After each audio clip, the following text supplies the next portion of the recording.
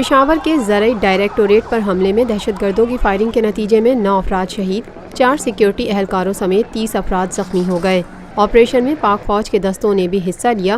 Operation کی فضائی نگرانی بھی کی گئی۔ صوبہ خیبرپختونخوا کے دارالحکومت پشاور میں ایگریکلچر ڈائریکٹوریٹ پر 3 سے 5 نقاب پوش مسلح افراد نے حملہ کیا، جس کے بعد علاقہ فائرنگ سے گونج اٹھا اور اسی دوران ایک زوردار دھماکے کی آواز بھی سنی گئی۔ واقعے کی اطلاع ملتے ہی پولیس اور سیکورٹی فورسز نے جائے وقوع پر پہنچ کر جوابی کارروائی کا آغاز کیا اور یونیورسٹی روڈ کو ٹریفک کے لیے بند کر دیا۔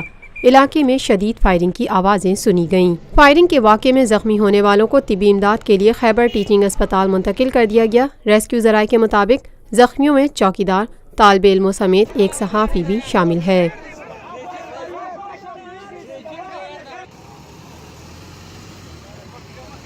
Lotus Lake Towers, a groundbreaking endeavor by Lotus Properties.